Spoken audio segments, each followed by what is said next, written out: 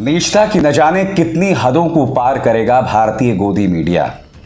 याद कीजिए दोस्तों, एक ज़माना हुआ करता था जब हम पाकिस्तानी न्यूज़ चैनल्स को देखकर हंसा करते थे कि देखो पाकिस्तानी न्यूज़ चैनल में किस तरह से पैनलिस्ट एक दूसरे को मार रहे हैं, एक दूसरे के साथ गाली गलौज कर रहे हैं। मगर पिछले 5-6 सालों में भारतीय गोदी मीडिया की जो हालत हो गई है ना, मुझे डर इस बात का है कि किसी दिन कोई हथियार निकाल देगा और बस हथियार निकालने की कसर है। मैं आपको एक वीडियो दिखाना चाहता हूं दोस्तों। न्यूज़ 18 के अंदर डिबेट होता है और वहां पर दो पैनलिस्ट आपस में भिड़ जाते हैं। सुबुही खान जो हैं, एक महिला पैनलिस्ट, शोएब जमाई पर हमलावर हो जाती हैं। मैं चाहूंगा आप वो पूरा वीडियो देखें। कई जगहों पर सुबुही जो हैं वो गाली देती हैं। मैं ये नहीं जानता हूं कि शोएब जमाई जो हैं उन्होंने ऐसा क्या कहा कि सुबुही जो है नाराज हो गई, मगर मैं इतना जानता हूं कि शोएब जमाई उन लोगों में शामिल हैं जो बैठ जाते हैं न्यूज़ चैनल डिबेट्स में और अनर्गल बातें करते हैं, अनाप शनाप बातें करते हैं और अपने आप को मुसलमानों का रहनुमा बताते हैं। और इनकी बातों से नुकसान किसी और को नहीं, मुसलमानों को होता है, क्योंकि इनके हाल ही में कई ढेरों विवादास्पद बयान हैं जिसके चलते उन्हें गिरफ्तार करने को लेकर इस वक्त जो है ट्विटर पर ट्रेंड चल रहा है। सबसे पहले दोस्तों मैं आपको दिखलाऊंगा वो पूरा मंजर। देखिएगा, हालात जो है वो मारपीट तक आ गई हैं, गाली गलौज हो रहा है दोस्तों। यानी कि एक ऐसा नजारा जिसे देखकर पाकिस्तानी न्यूज़ चैनल शर्मिंदा हो जाएं। देखिए,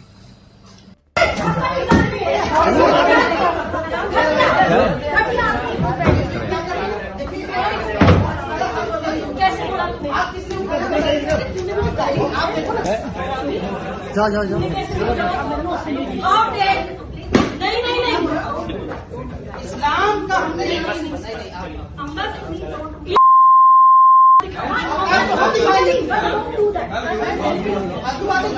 चल निकल यहाँ से, चल निकल यहाँ से, तू निकल।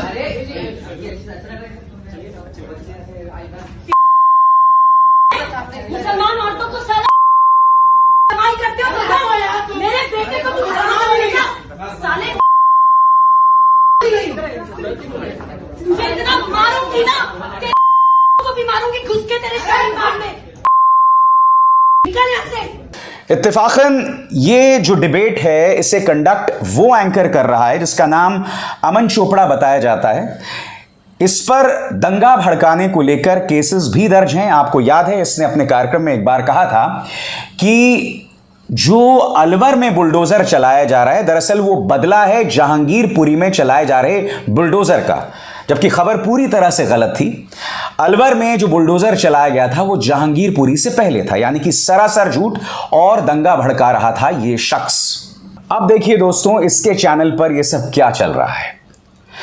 देखिए, जिस व्यक्ति पर दंगा भड़काने को लेकर केस है उसके बारे में मैं क्या कहूं, मगर मेरा सवाल यहां पर मुकेश अंबानी जी से है।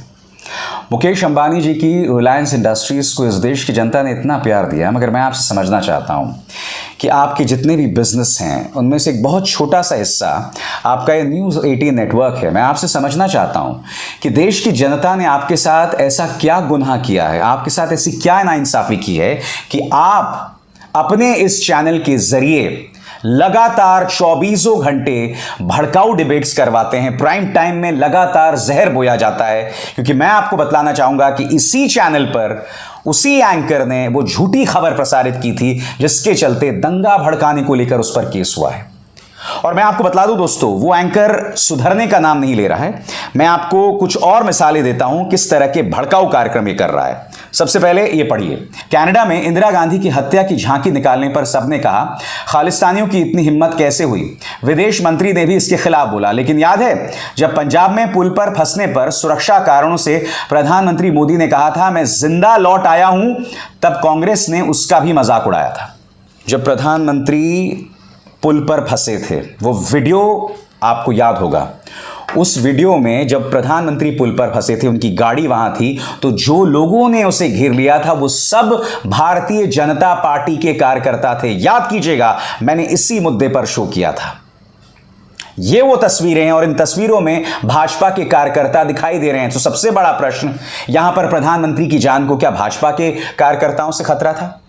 क्योंकि किसान तो 1 या 2 किलोमीटर की दूरी पर थे। और मैं इस पत्रकार से समझना चाहता हूं कि ये खालिस्तानियों की तुलना पंजाब के किसानों से कर रहा है। यानी कि ये लोग तमाम हदों को पार करेंगे देश की माइनॉरिटीज पर निशाना साधने के लिए, समाज के अंदर अराजकता बनाने को लेकर। और ये कब तक चलता रहेगा?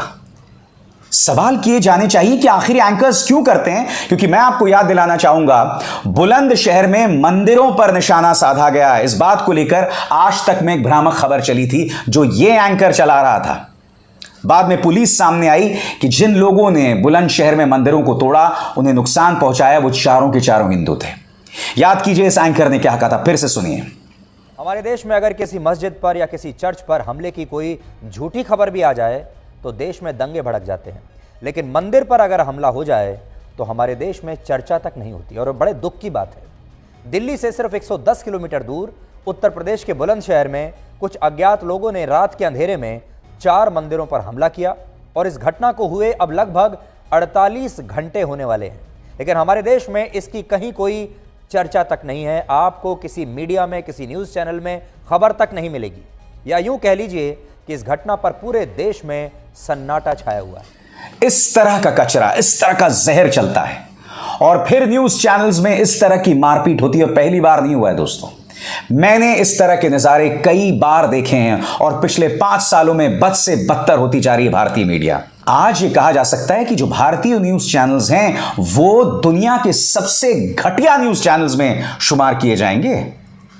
और जिस एंकर के शो में हुआ है उसका हर ट्वीट भड़का हुआ है दोस्तों। ये देखिए, नीचे देखिए, माफिया जीवा मारा गया, खतरे में नहीं आया भाईचारा। जैसा कि आप जानते हैं दोस्तों, संजीव महेश्वरी एक माफिया मारा जाता है। अब यहां पर यह एंकर यह पूछ रहा है कि जिस तरह से अतीक अहमद के मामले में धर्मनिरपेक्षता खतरे में आ गई थी, संजीव महेश्वरी के मामले में धर्मनिरपेक्षता क्यों खतरे में नहीं आई?